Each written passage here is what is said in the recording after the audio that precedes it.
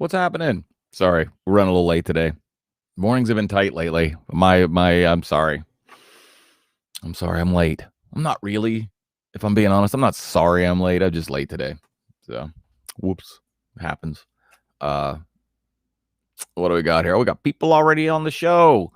Paula Scholl, good morning. Dave Bichard, my good friend. How's it going, my man? Seems like you're super busy. Glad to see you making a couple of minutes for us in the morning. It's awesome. Karen Buzzard, that's my ma. She's pretty awesome. She was out working in the camper yesterday, getting ready. It's getting to be camping season. So that's pretty good. Julie Stover, good morning. What is that? A cup of coffee? You can see up my nose. I haven't trimmed my nose hairs. I don't want like some squid leg sticking out. Squid leg, Squidward. Sue Francis, that's my aunt. Good morning. Betty Carlson, that's also my aunt. Good morning. Brisk morning here. I was outside just briefly today, and it was kind of cold. I wasn't anticipating it because it was warm yesterday, and I like warm. Turns out I prefer it warm than brisk. Eddie Ambrose, my good old aunt Eddie Ambrose. I'll get you your information, Eddie. I promise. At some point. Oh yeah. So Jim Buzzard, his winter project. My winter project was talking to the internet. Jim Buzzard's winter project was he tore apart a Chevy truck, down to the bare metal and the bones of it, and in the garage, and rebuilt it. Put all pieces that he wanted to put on it. Upgraded some things, and then repainted the whole thing all in the garage. Pretty awesome. It looks great. He oh yeah. So yeah, I've got some pics. I'll share them. But yeah, old Jim Buzzard's pick 'em up truck looks pretty good. It's gonna pull the camper around. Camping season's right around the corner. Speaking of camper, our good friend Randy Carnes is so far so good on the journey. Let me I had a quick text exchange with Randy this morning. Where are we at here, Randy? There we go. Jeremy Hunt, good morning. So Randy Carnes said stop number 1 is in the books. They made it to Statesville, North Carolina last night. I'm assuming that's somewhere in North Carolina. And they are headed to southern Georgia today. And hey! And look at that. Randy Carnes is going to Sheets to fill them up. So you can do more than fill up the F-150 there. You can fill up the gut as well. Fill up your stomach with some Sheets. Jay Mundock, good morning. Hello, Buzzard. Yeah, you know what, Dave? That's what I told Jim Buzzard, that he's hired. I'm going to send him my truck after yours is done. Jim Buzzard does fine work. He's in no rush, but that's okay. Old no rush body shop. So yeah, it's funny. Mundock we were talking about songs last night that take you back to the good old days of college, we'll just say. And the drinking and smoking songs is something that we sometimes get in the conversation of. I haven't smoked in about 10 years. Yeah, it's been 10 years. Wow. It's actually a little over 10 years. I quit right before I turned 40. It was either right before or right after I turned. Well, we did make it to Sheets that quickly, but really it was Randy that did that. And the nice thing about Mundock being on this morning is he is who really showed me the way of Sheets. Like without Sheets, my college would have stunk. That's not true. But Sheets was certainly a big help. But Jay grew up in more central Pennsylvania, where that's where Sheets was from. And where I grew up at the time, there were no Sheets in Western PA, or they were very sparse. And I grew up around, the chain was Unimart, the old Unimart, just like a unicorn, but different. Sheets, exactly. But I didn't grow up with Sheets. So I remember Jay and we met at the radio station on campus, and we would, talk music and blah, blah, blah, blah, blah, and smoke a bunch of cigarettes. And then we'd go down to the 7-Eleven on the corner, right across from the Klingensmiths. And because the Klingensmiths closed at a reasonable hour, 7-Eleven. See, there we go. Sheet started in Altoona, Pennsylvania, and his town got one in the late 70s, it's an amazing thing. So we would go to this 7-Eleven and I'd get a hot dog, and then you'd get I remember somewhere around that time that you could get exactly, Sheetz is a life changer, but you could get a pack of cigarettes and 2 hot dogs for $2. It was no more than $3, but I remember it was $2 hot dogs for $1. And I know cigarettes they couldn't have been, they weren't $2. So it must have been for $3 you could get 2 hot dogs, 2 chili cheese dogs, and a pack of smooth ones. And that was your evening. And Jay was always like, man, if we could ever find a Sheetz is the slam, blah, blah, blah, Sheetz. And then we found one. I didn't know there was one. Even though I had a car, I never left campus. I didn't drive anywhere. I was too drunk. And we found a Sheetz, and my life changed. And this is the end result of years and years and years of Sheetzing. So, and now we have one coming here to Columbus, Ohio. The northern one's going to be in a few weeks, right? What did you say, Badger? Was it? Yeah. So Tuesday the 13th. 13th, my lucky number. Boom. So maybe we'll have to drive up there. Pack of smooth ones. That's what we used to call them. I mean, bumming cigarettes used to be so cool. Let me choke a choke. That's exactly it. Thank you, Jay, for summing that up. $5 out of the Mac machine, which was the ATM back then. $2 for the keg party, $1.25 for smokes, and $1 for 2 hot dogs. Oh man, Sheetz was so good. And yeah, the $2 keg party. So I remember because I started playing music in college and wasn't very good, if I ever got any good, but I wasn't any good. Jay was my mentor back then. And we would play guitar till 10 o'clock at night, and then go out and, we'd dorm room in it. And then you go out and find a keg party or whatever, and Sigma Chi house or whatever. No, I mean, I'm sure they carded, it wasn't illegal. Well, but you'd get a pack of smooth ones, and then if you're like, hey, let me choke a choke off you. I don't know what that would even mean, but that was a way that you knew that somebody needed to smoke. Choke a choke. Let me grab a smooth one. They're not smooth. Nothing smooth about them, Dave. You're 100% correct. But I remember the first time. It's actually talking about Jay. So Jay and I, and this probably would have been spring break, probably of 91, maybe of 92. Probably was 92. The year we went down to DC, to his brother worked down there or lived down there, and we went down to Washington, DC for spring break to see 2 bands. One of them was the Judy Bats, whom you've never heard of, and they were amazing. We saw that, and then the other one was, I think it was Kicks. I remember I remember I wasn't into them, but it was a surprisingly good show. But anyways, so Jay's brother was he was older and more mature, and he had work friends, and he took us to a swanky bar. We were used to, $2 keg parties, to be honest. Kicks. I Look, Dave, smoking cigarettes isn't the smartest habit I ever had.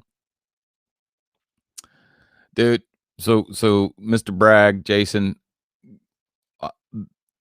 if there's anything I can say about quitting cigarettes, is to immediately put it in place realize that it's just a thing.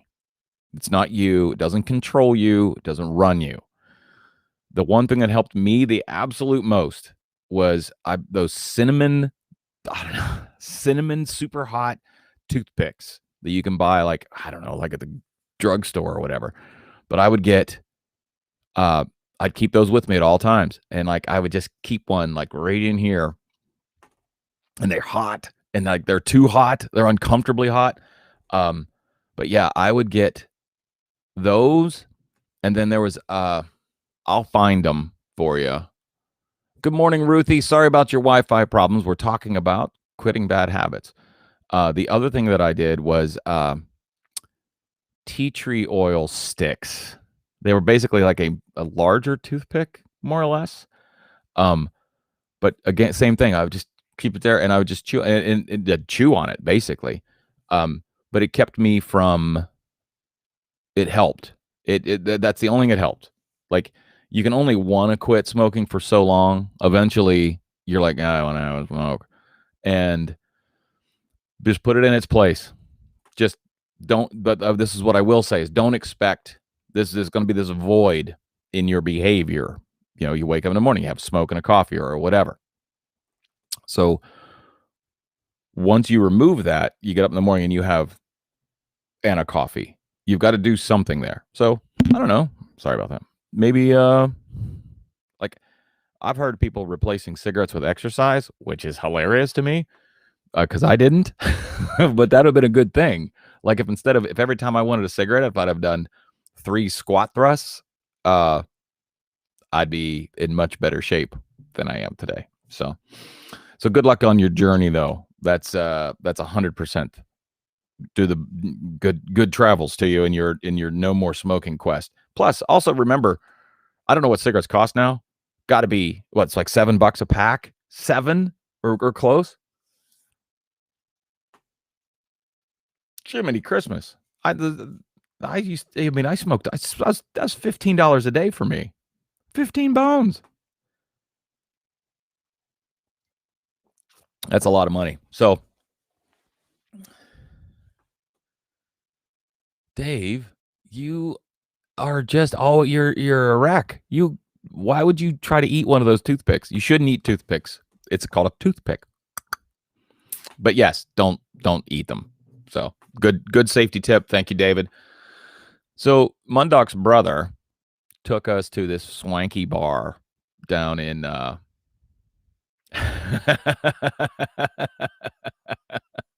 Karen Buzzard with the jokes this morning. Look at you, funny lady. So we're at this swanky bar, and they're dressed nice, and we're dressed like I don't know, degenerates, I guess. We'll just call it degenerates. Like trench coats and like REM t-shirts and I used to wear they weren't combat boots. They were like a biker boot. I think they were engineer's boots is what I used to wear back then. Big old clunky boot. Yeah, I know I figured that out. I figured it out. Fairfax, Virginia, we appeared homeless. Thank you. And we were essentially, but we stayed in your brother's flat or little loft apartment or whatever. But he took us to this swanky joint. We're these homeless guys, and we're drinking. We're like, I remember, like, he's like, what do you guys drink? What kind of beer you want? And we're like, well, Blatz, I guess. Like, what do they have? Because we drank Blatz beer, because it was the cheapest beer you could get in a bottle.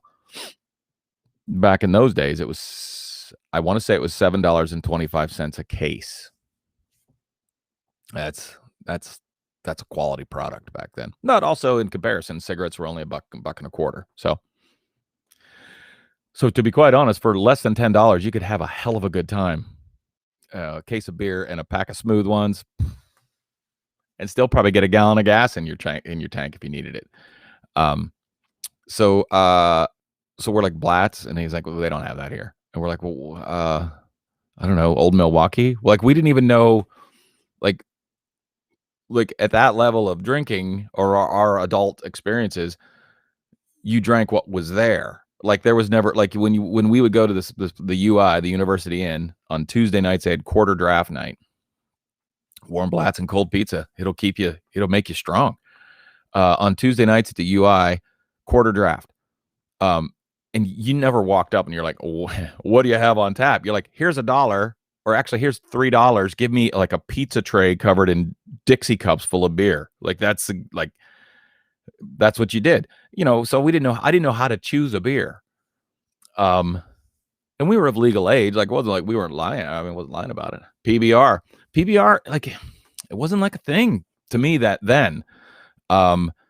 Like we went from Blatz to Bush beer, yeah.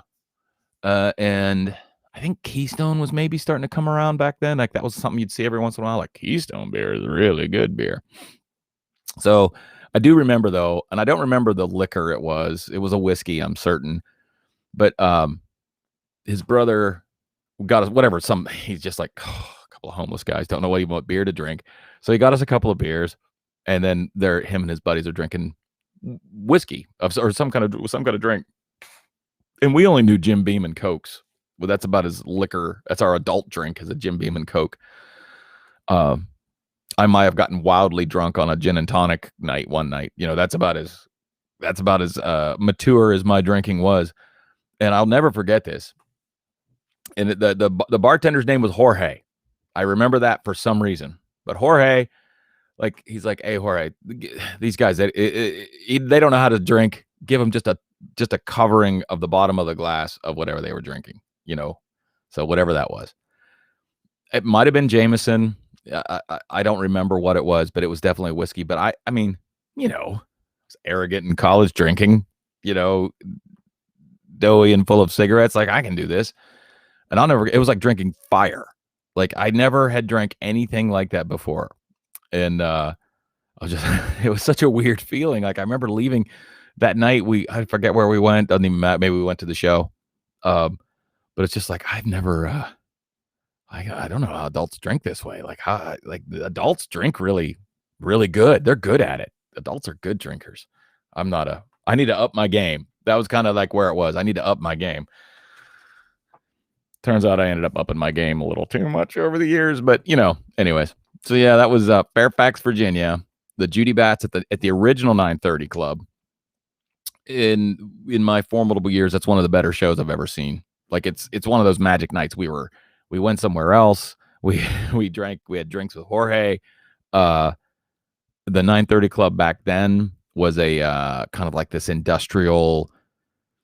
It looked like you were going to the factory, but then they just painted the inside of the factory flat black, and literally knocked holes in the wall at certain points and made it a venue. Like it was awesome. And you'd pay like $4 back then, which was a lot of money for a beer for a Rolling Rock. That's what I remember. But the band was awesome. We had great it wasn't even seats. It was great. Like it was a standing club. So, but yeah, like the original 930 was pretty legendary club. I was glad to have seen a band that I was super in, and I was super into the Judy Bats at the time. So the Judy Bats.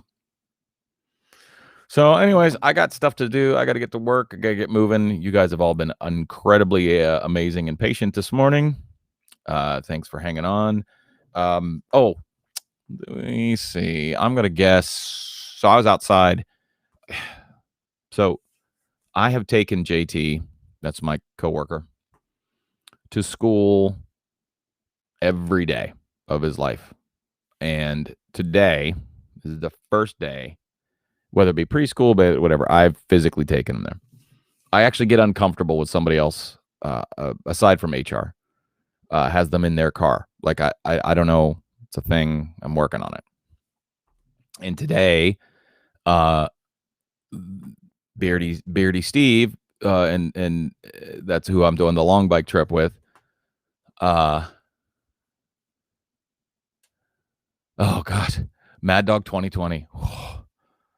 By the way, a quick side note: we drank a lot of Mad Dog back in the day, like stupid amounts of Mad Dog. Is that even still around? Yeah, I know, I squirreled. And Boone's Farm.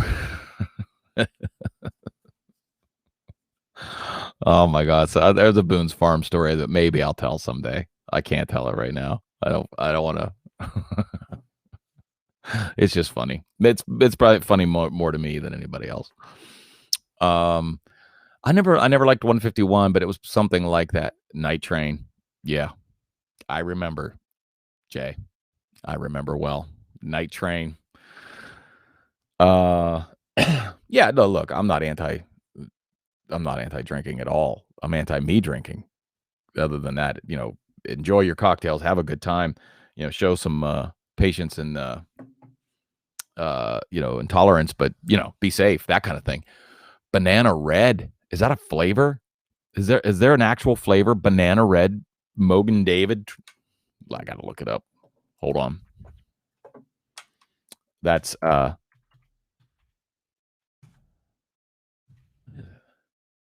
red Mad Dog. Oh my god. Oh, oh my god. That looks awful. I mean, it looks amazing. Who am I kidding? I didn't know such a thing existed.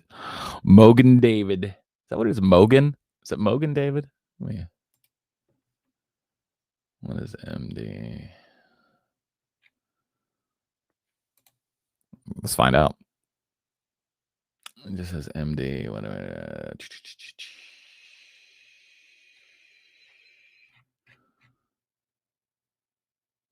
Delivery is not available, by the way. Ouzo. Oh my gosh, yeah.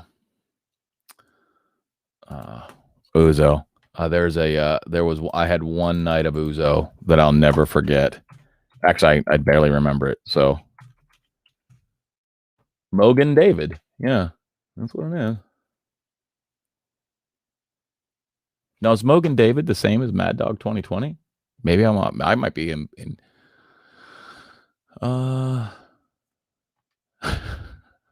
we totally spun out. So anyways, today I had a hard morning.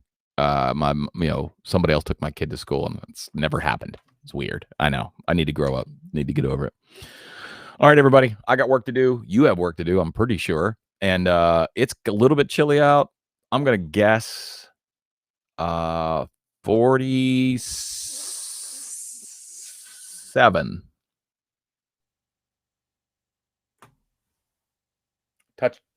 That's a touchdown. Win. I think it was great. That ain't no way that was great. M-Day 2020 flavor. It's the worst. That is the worst. All right, everybody. I gotta go. You gotta go. We have stuff to do. I love every one of you. Well wishes by order. By order, the Peaky Blinders. God, I love that show. If you're a Peaky Blinders fan, I could talk for hours about that show, and I'm such a turmoil because I'm waiting for the next episodes. All right, everybody. I'm going to roll. I love all of you, even you.